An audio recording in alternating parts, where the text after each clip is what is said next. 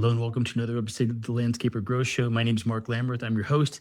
Today I'm speaking with Jeremiah Bauman at Poopy Be Gone and Grass Be Gone in Lubbock, Texas. Jeremiah, thanks so much for being with us today.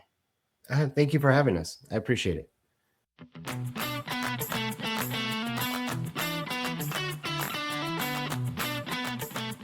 Yeah, so you got a couple of companies. We were talking here before the show. Interesting how one thing led to another. Really excited to hear the story of how kind of that all took place. I'd love to start just maybe with Poopy Be Gone, and then I'd love to hear about Grass Be Gone. But for Poopy Be Gone, what service you provide for your customers in Lubbock?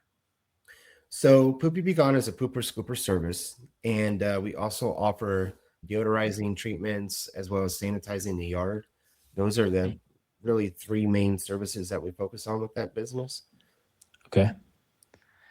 Great. Deodorizing and sanitizing. Interesting. And then for Grass Be Gone, what do you guys do over there? So the plan was to stick with residential only, and we ended up getting partnered up with some property managers, and now it's kind of turned into we're doing more commercial. So duplexes and apartments and stuff. That one kind of took off pretty quick because we just started it this year. I love it, man. So Grass Be Gone, is this just kind of maintenance, sort of mowing, trimming of bushes and this kind of thing? You're also doing some landscaping projects. So Grass Be Gone came about because every time we were signing up a customer doing a yard, they'd start asking like, well, can you rake leaves? Do you guys cut grass and stuff? And I'm like, no, we're a pooper scooper service. But after enough people start asking, you're like, well, maybe there's something here. And so I didn't want the pooper scooper business to be a lawn care company too. So we just started our separate business, Grass Be Gone, to handle that. So it's, like I said, mostly residential, under an acre. And then we do some commercial properties now. Okay. Let me ask you this: is the pooper scooper business and the lawn maintenance business, are they similar? I mean, there's kind of a maintenance, there's a recurring quality. How are they related? So they go hand in hand because a lot of times, like, landscapers don't want to deal with the mess in the yard, from the dog. And so they'll bring in a pooper scooper, or their client reaches out to us because they're like, hey, my lawn guy won't come because there's dog waste. And so again, kind of like seeing a little niche here, we were like, well, we can do both. We can scoop your yard and mow your grass at the same time. And we don't mind because that's what we're in the business for. And it's been, the clients really like it. It's easy just to have two because the Poopy Be Gone stuff, the pooper scooper is year round, right? We service year round. And then obviously lawn care is seasonal. There's fall cleanups and things like that. But that's kind of, again, one of the reasons why I want to separate them out, because one's year round, the other one's a little more seasonal. I see. Interesting. Okay. How many folks do you guys have on the team right now? Right now it's myself. My son helps, and he's kind of how this whole thing came about. And then we have two other people that help us out. And we're getting ready to hire somebody for the lawn care because it's becoming quite a bit to manage. Okay, amazing. And then can I ask Jeremiah, we're just trying to learn the business over here and trying to kind of add some expertise, find experts like yourself who've been in the business for a while and to kind of understand some of this stuff. When you're going to bid a project, so say someone calls you and maybe they're a referral, or maybe they just found you, maybe drove by, saw some signs, whatnot, and they call you and they say, I'd like to work with you guys. You go out to their property. How do you go about quoting what it's going to cost? Are we adding up hours, time and materials? Is there a fixed price? Is there a man hour, like per hour cost that you're factoring in? Would you be willing to kind of shed some light on that process? So it's kind of a little bit of all of those things. When it comes to the pooper scooper service, there's a base price based on the frequency we come. So generally it's either bi-weekly or weekly. We do one-time cleanups, but they're very time consuming, and it's not guaranteed that they're going to convert into a client. You know what I mean? So that pricing those is really kind of key too, because on average, when they call, it's always bad. Like, they're not calling you because it's going to be an easy job, right? So, so you're going to be in the yard for at least, an It's never hour, not a hour. disaster, huh? Oh yeah, I we've guess had you. some Oh bad man, I ones. believe that. But we plan on at least an hour, sometimes an hour and a half, depending on what it is. But we also have a lot of xeriscape yards here in West Texas. So we have a lot of astroturf in yards that are rocks or whatever, which makes things a little more difficult. Oh, But we actually kind astroturf of makes it became like one of the experts on that in our area. So we tend to pick up quite a few of those xeriscape yards. interesting. Okay. So, but then with the services, like I mentioned earlier, those are like a fixed price based on like what the cost of the product is, and then what I need to charge to make something in the yard. And Sure. it's pretty reasonable. Of The course. deodorizing is like $20 an application, and then the sanitizing, because it's a more expensive product, we charge 40. Sure. Can I ask, do you ever get any price resistance? Do you have Okay, some so amount of people saying, it's too expensive? Or does pretty much everyone say, no, that works? I mean, it sounds like your prices are very, very reasonable. I'm just curious if that comes up much. So it does. And I've had some interesting conversations with potential clients. We've been able to convert some not. I would say we're kind of right in the middle. Honestly, one of the obstacles I've had is been finding that perfect price matrix, because we have had competition coming to the market. The problem is they'll want to go super cheap, but I can't scale if I have the cost of the service, the base service, too low. Of I course. wouldn't be able to pay an employee, and then with fuel costs, because fuel in this business is probably my biggest expense because you're constantly driving around. So that's been an obstacle, to be honest with you. It's kind of navigating to the price point. Now, that said, once we get in the yard and they see the level that we do, I mean, we've had other clients call in because they were using another company, but they're leaving stuff in the yard and they're missing a lot. We're very meticulous. We walk like a grid pattern, kind of crisscrossing and stuff, and then very tight so you don't miss anything. You're basically doing kind of like 2 passes. Whereas a lot of them are just trying to turn and burn and get in and out of the yard, but that's when you miss stuff. So that's helped us. And that's really kind of helped grow in our reputation as well, why people do come to us and they're willing to pay like a little more than maybe some of the other ones are. Amazing.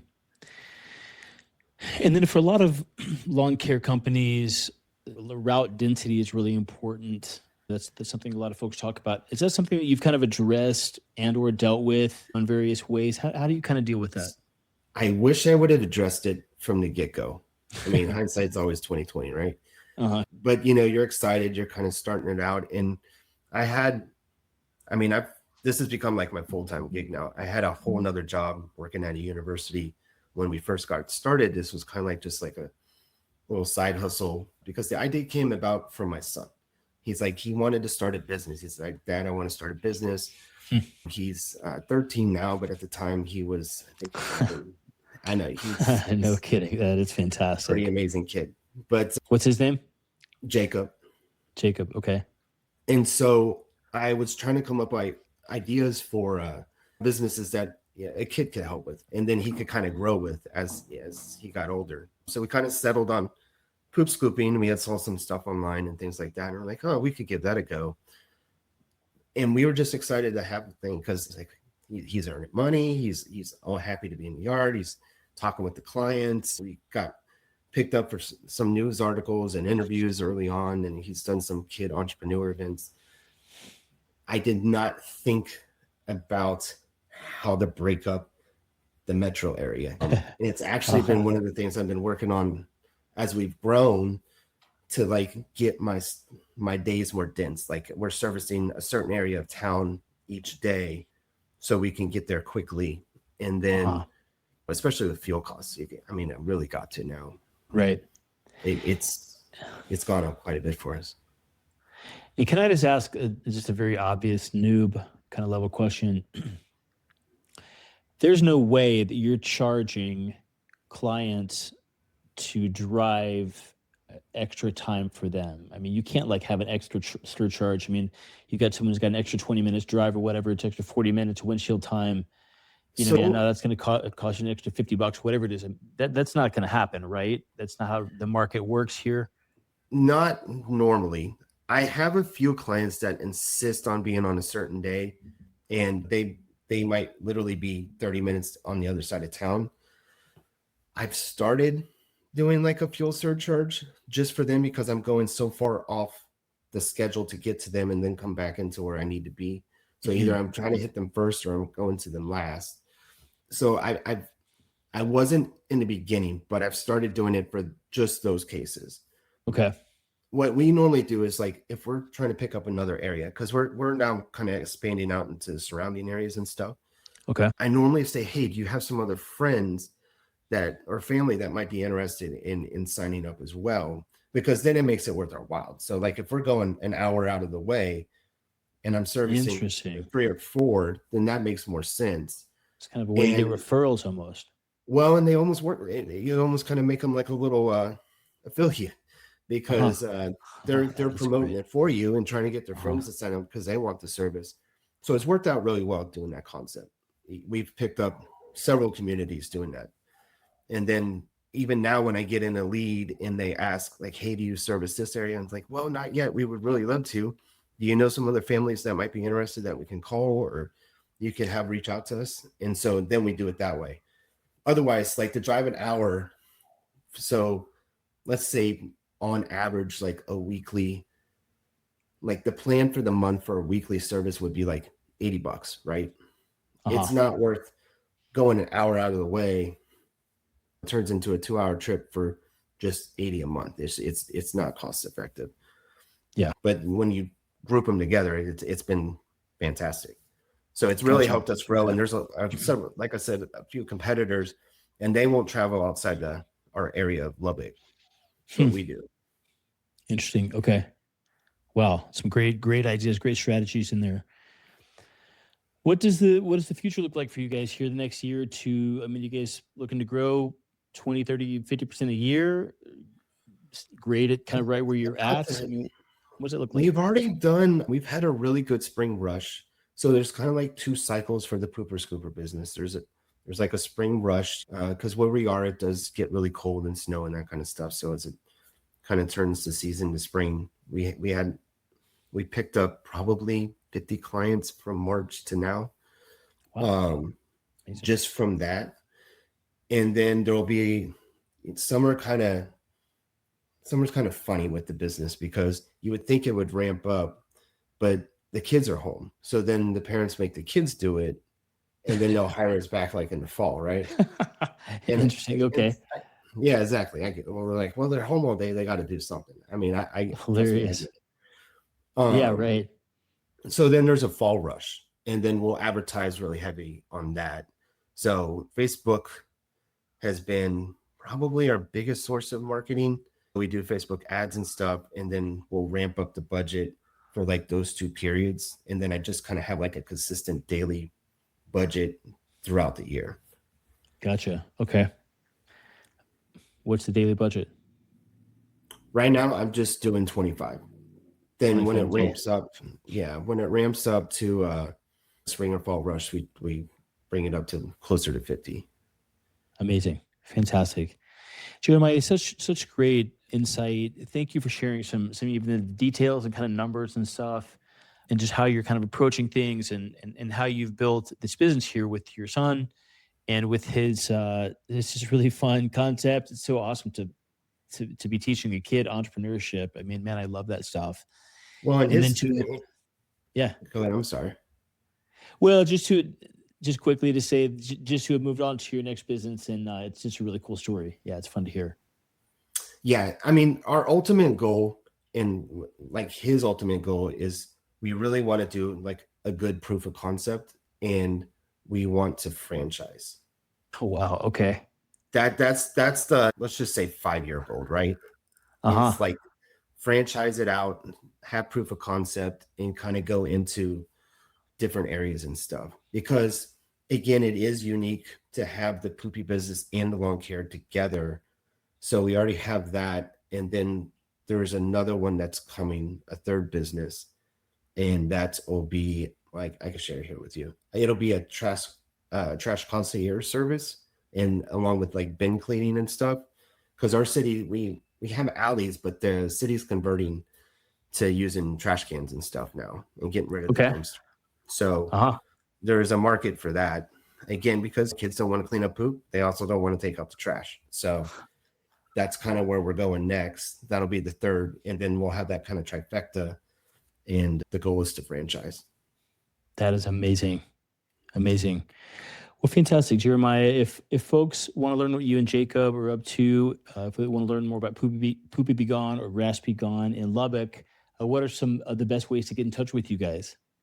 I'm happy to take a phone call. I'd still do answer the phone and am available to take a phone call. They could call either number. 806-316-5110 is for the Pooper Scooper business, and then 806-578-5785 for the other one. Great. And so, yeah, we're happy to take a call. They could also shoot us an email or request service or anything through our websites as well. Fantastic. And then is that side for Poopy? The number for Poopy Be Gone is 806-316-5110? Yes, sir. Is that right? Great. And then for Grass Be Gone, it's 806-578-5785. Well, actually, no. You know what? I said it too fast. I messed myself up. I'm glad you're correcting me. It's 806-758-7585. 7.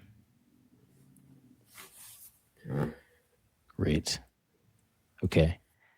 806-758-7585 for Grass Be Gone. Yes. Yeah, get in touch with Jeremiah and Jacob and their team. Fantastic, Jeremiah. Thank you so much for coming on the show today and sharing all your wisdom and experience. Thank you. I appreciate this. Has been fun. So I appreciate the reach out and to be able to share our story.